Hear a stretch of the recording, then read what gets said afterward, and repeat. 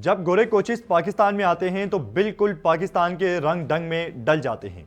और कल आपने देखा कि माइक हैसन ने स्टेटमेंट दी कि हमारा जो फैसला था टॉस जीत के पहले फील्डिंग का वो बिल्कुल ठीक था, और सलमान अली आगा भी उसे डिफेंड करते हुए नजर आए। माइक हैसन ने कहा कि पहले इनिंग में जो टर्न था वो 5-5 डिग्री का टर्न हो रहा था, और दूसरी इनिंग में इतना टर्न नहीं मिल रहा था स्पिनर्स को।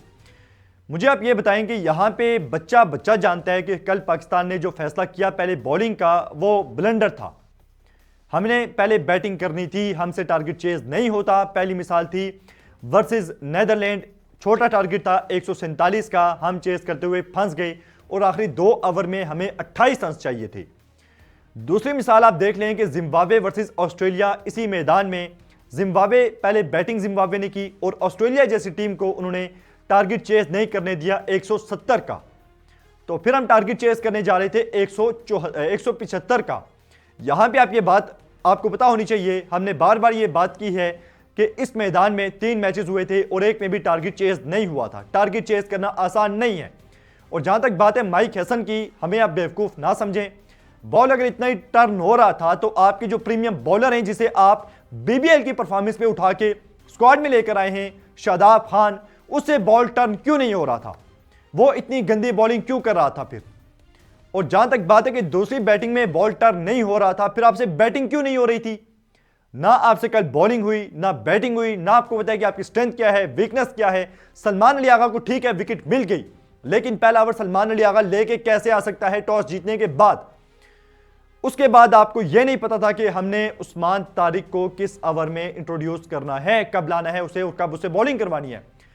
फिर आपके प्लान्स ही नहीं है। मतलब आप अच्छी बॉलिंग आपके कप्तान कर रहे हैं, साइम अयूब अच्छी बॉलिंग कर रहे हैं, लेफ्ट हैंडर इतने ज्यादा हैं यहाँ पे टीम में, तो एक साथ आपने 2 लेग स्पिनर लगा दिए। और फिर जब साइम अयूब आया उसने विकेट आपको लेके दी, बैक टू बैक 2 विकेट्स। यानी कि यहाँ पे अगर अच्छे तरीके से बॉलिंग को यूज किया जाता तो शायद इतने रन ना पड़ते।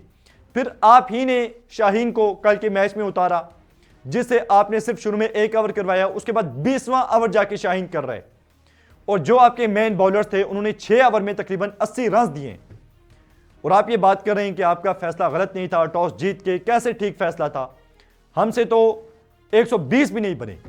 जो लास्ट वर्ल्ड कप में हम टारगेट चेस कर रहे थे, आप अगर सोचें अमेरिका में 120 चेस नहीं हुए थे, तो यहां पे भी 120 नहीं बने। मसला यह है कि यहां पे कोई बंदा अपनी गलती मानने को तैयार नहीं है, ना सलमान अली आगा, ना कोच माइक हैसन, इसके बाद आकिब जावेद आएंगे, मोहसिन नकवी आएंगे, सब इस फैसले को डिफेंड ही करेंगे। मतलब खुले दिल से आप माने कि आपने जो फैसला किया, आप पिच को रीड नहीं कर सके, आपसे गलती हुई और वो फैसला आप पे उलट पड़ गया और आप मैच हार गए। इंडिया ने टारगेट 170, भाई इंडिया 200 पे जा रहा था, 170 भी बहुत बड़ा टारगेट था। हमने लाइव पे ये बात की थी, लाइव स्ट्रीम के दौरान कि ये टारगेट ज्यादा बन गया। और फिर हमने पिछली, आपको याद होगा, वीडियोस भी की जिसमें हमने ये कहा था कि टॉस जीतो मैच जीतो, यानी कि टॉस जीतो और पहले बैटिंग करो। लेकिन टॉस जीतने के बावजूद हम मैच हार गए क्योंकि हमने पहले बैटिंग नहीं बॉलिंग की है। और यहां पे ये चीज हमें समझ आ रही है, लेकिन लाखों रुपए लेने वाले माइक हैसन, सलमान अली आगा को ये चीज समझ नहीं आ रही और वो अब भी ढिठाई के साथ अपनी गलती पे डटे हुए हैं।